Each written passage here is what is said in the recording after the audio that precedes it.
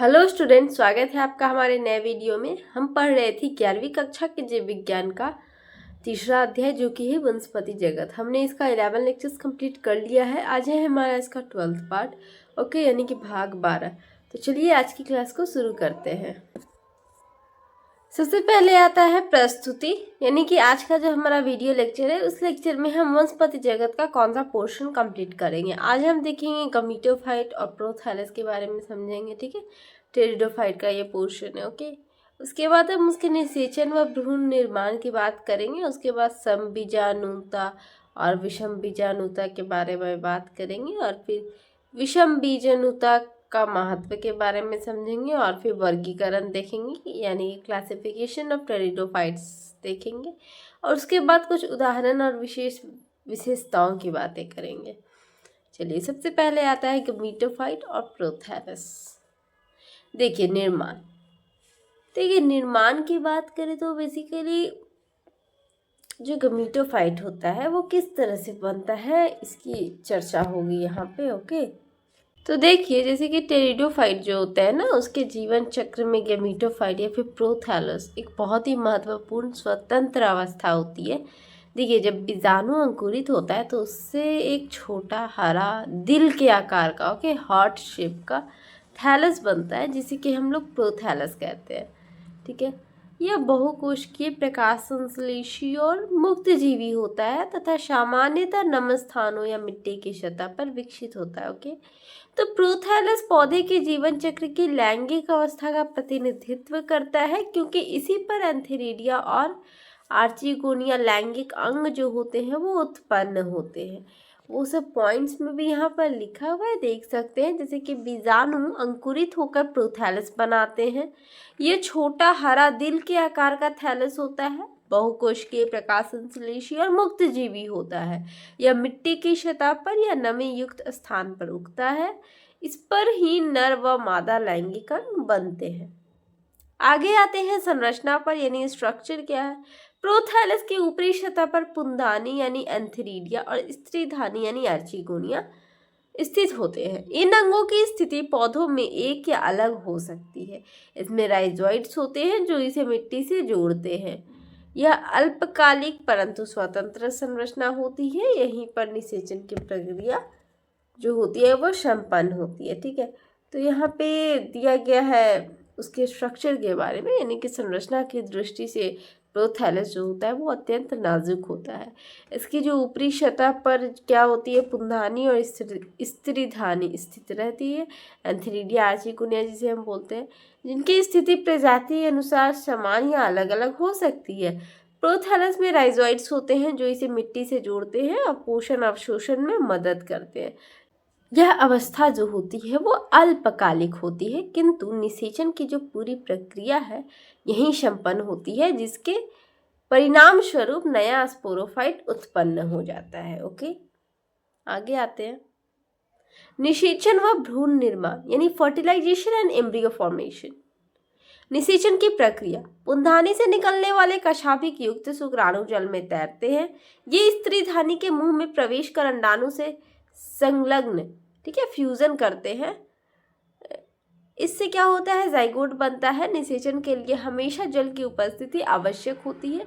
यह प्रक्रिया शैवाल व ब्रायोफाइट की परंपरा को दर्शाती है। जिस तरह से एल्गी और ब्रायोफाइट में होता था उसी तरह से यहाँ भी हो रहा है। तो ये वाला जो प्रोसेस है वो दोनों को दर्शाता है, यानी कि निषेचन की प्रक्रिया जल की उपस्थिति में ही संपन्न होती है, जो कि टेरिडोफाइट्स की एक आदिम विशेषता है।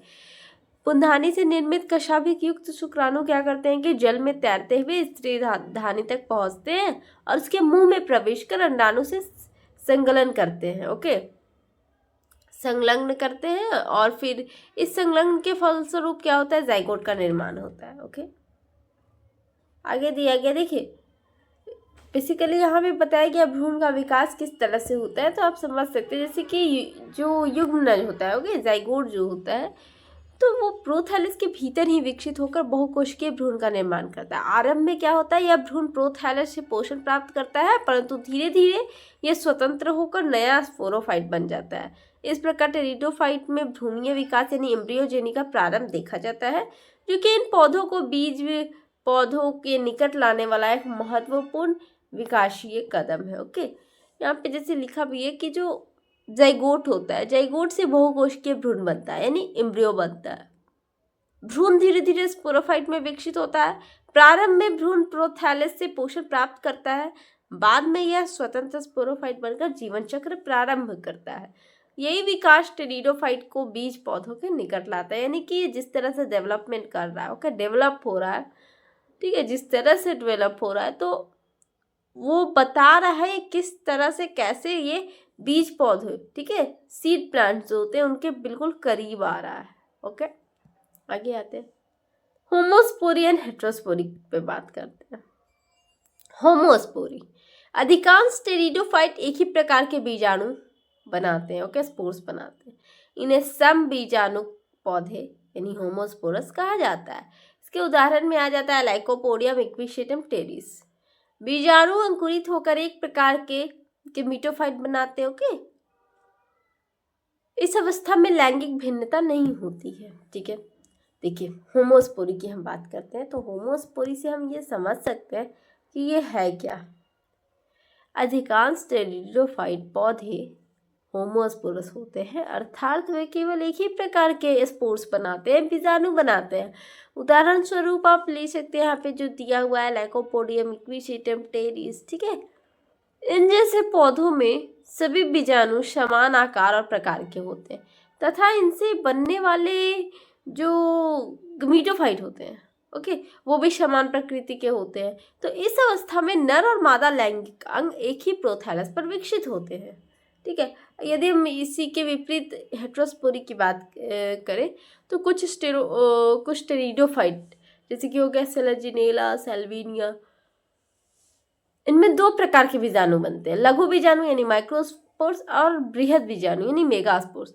लघु बीजाणु से क्या होता है कि नर गमीटोफाइट बनता है, जबकि बृहद बीजाणु से मादा गमीटोफाइट। तो इससे हेट्रोस्पोरी कहा जाता है, ठीक है, इसे ही हेट्रोस्पोरी कहते हैं हम लोग। और जो यह घटना है वो बीज पौधों के विकास की दिशा में एक उन्नत चरण का संकेत देती है, क्योंकि इसमें क्या होता है कि नर मादा विभेदन स्पष्ट रूप से देखा जाता है। जैसे कि आप यहाँ पे देख भी रहे हैं, जैसे कुछ टेरिडोफाइट दो प्रकार का बीजाणु बनाते हैं, जैसे कि लघु बीजाणु, बृहद बीजाणु, जो कि मैंने भी बताया, मेल गमीटोफाइट और फीमेल गमीटोफाइट। उदाहरण में है सेलेजिनेला, सेल्विनिया। आपको एग्जाम्पल्स बहुत ही ज़रूरी से याद रखना है क्योंकि एग्जाम्स में पूछे जाते हैं। हेट्रोस्पोरी जो होते हैं वैसे वो बीज पौधों की दिशा में विकासीय कदम है, ओके, या लैंगिक विभेदन की शुरुआत को दर्शाता है। आगे आते हैं विषम बीजाणुता का महत्व यानी सिग्निफिकेंस ऑफ हेट्रोस्पोरी। देखिए, जैविक महत्व की बात करें तो जो हेट्रोस्पोरी है वो लैंगिक विभेदन यानी सेक्सुअल डिफरेंशिएशन की शुरुआत है। मेल गमीटोफाइट भ्रूण के पोषण का केंद्र बन जाता है। निषेचन के बाद भ्रूण माता स्पोरोफाइट से जुड़ा रहता है। यह घटना बीज पौधों की भ्रूणीय निर्भरता का आरंभ है, इसलिए इसे बीज के विकास की दिशा में सर्वप्रथम कदम कहा जाता है। ओके, यहाँ पे सीड प्लांट्स की बात हो रही है, किस तरह से सीड प्लांट डेवलप हुआ। तो यहाँ पे इसका महत्व बताया जा रहा है कि आखिर हेट्रोस्पोरी का इतना महत्व आखिर क्यों है, ठीक है, क्या महत्व है इसका।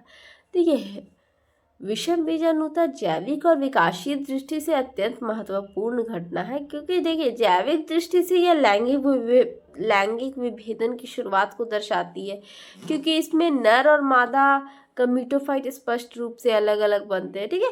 तो इस प्रक्रिया से मादा गमीटोफाइट जो होती है वो भ्रूण के पोषण का केंद्र बन जाता है, और निषेचन के बाद भ्रूण जो होता है वो माता पौधे से जुड़ा रहता है। और यह स्थिति क्या करती है कि बीज पौधों में देखे जाने वाले भ्रूणीय पोषण की प्रारंभिक अवस्था का एक तरह से प्रतीक है।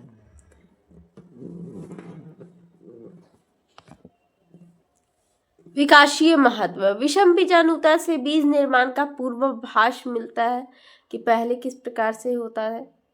यह पौधों के उच्चतर रूपों की दिशा में परिवर्तन का संकेत है। इस गुण के कारण सेलेजिनेला को सीड हैबिट प्रीकर्सर कहा जाता है।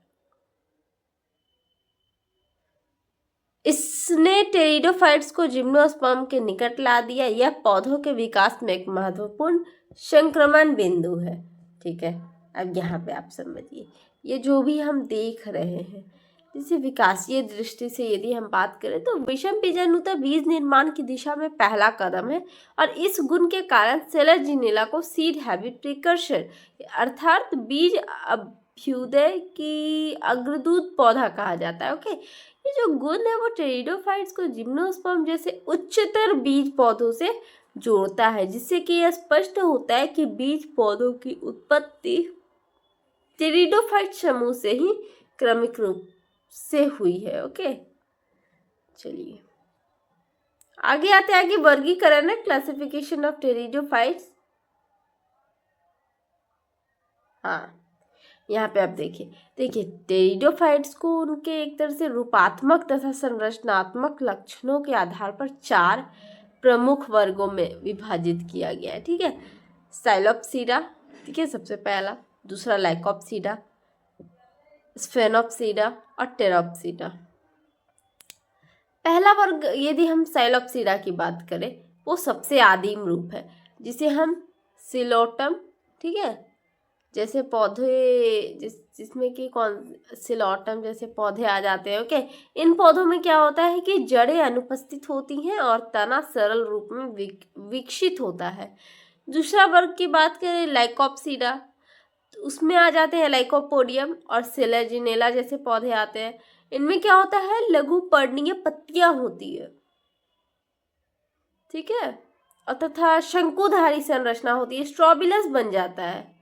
तीसरा वर्ग यदि हम स्फेनोप्सीडा की बात करें तो उसका प्रमुख उदाहरण है इक्विसेटम, जिसके तनों में खंड स्पष्ट दिखाई देते हैं और उनमें सिलिका का जमाव पाया जाता है। ओके, इसमें सिलिका रहता है।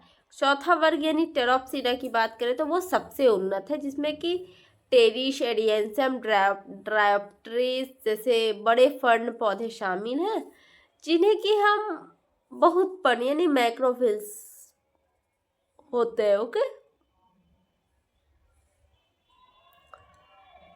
जिनमें मैक्रोफिल्स होते हैं। ओके, तो यहाँ पे आप समझ सकते हैं इन सभी वर्गों में स्पोरोफाइट प्रमुख और स्वतंत्र अवस्था है, संवहनी ऊतक उपस्थित है तथा जीवन चक्र में पीढ़ी परिवर्तन स्पष्ट रूप से देखा जाता है।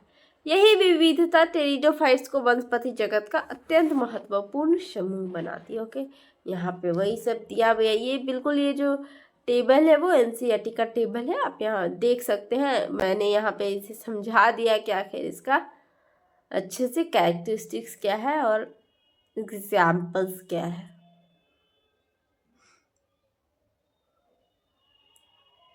आगे आते हैं समान विशेषता। देखिए, सभी वर्गों में स्पोरोफाइट प्रमुख और स्वतंत्र है, संवहनी ऊतक उपस्थित है परंतु बीज नहीं बनते हैं। जीवन चक्र में पीढ़ी परिवर्तन स्पष्ट रूप से देखा जाता है। प्रत्येक वर्ग अपने रूपात्मक लक्षणों से पहचाना जा सकता है। तो अभी मैंने कुछ बताया, वही सब चीज़ यहाँ पर है। आगे आते हैं, ये देखिए पिक्चर दिया हुआ है। पहला पिक्चर सेलेजिनेला का है, दूसरा पिक्चर इक्विसेटम का है। सेलेजिनेला में आप देख सकते हैं स्तंभ दिखाया गया है, पत्तियां दिखाई गई है, मूल भी दिखाया गया है। ओके, आप उसी तरह इक्विसेटम जो मैंने अभी बताया कि स्ट्रोबिलस पाया जाता है, वो स्ट्रोबिलस वहाँ पे दिखाया गया, पर्व दिखाया गया है, फिर संधि, गांठ, ठीक है, शाखा, राइजोम, सब कुछ दिखाया गया। ये एनसीईआरटी का पिक्चर है, आपको ध्यान रखना है कौन किस चीज का पिक्चर है। ओके, आगे भी है, फर्न दिया गया है, फिर सेल्विनिया भी दिया गया है, आप पिक्चर में देख सकते हैं। निष्कर्ष आता है, सारांश, टेरिडोफाइट बीज रहित संवहनी पौधे हैं। इनमें स्पोरोफाइट प्रमुख अवस्था है। बीजाणु से गिमिटोफाइट बनता है जो जल में निषेचन करता है। सिलेजिनेला और सेल्विनिया में हेटेरोस्पोरस पाई जाती है। ये विशेषता बीज पौधों की उत्पत्ति की दिशा में पहला कदम है। 4 वर्ग होते हैं, साइलोप्सीडा, लाइकोप्सीडा, स्फेनोप्सीडा और टेरोप्सीडा। देखिए, एक तरह से हम संपूर्ण रूप में यदि हम देखें तो संपूर्ण रूप में देखा जाए तो टेरिडोफाइट्स ऐसे पौधे हैं जो बीज रहित होते हुए भी उन्नत संवहनी वाले उत्तक हैं। इनमें स्पोरोफाइट प्रमुख अवस्था होती है जो वास्तविक पौधे के रूप में दिखाई देती है। बीजाणु के अंकुरन से गमीटोफाइट बनता है।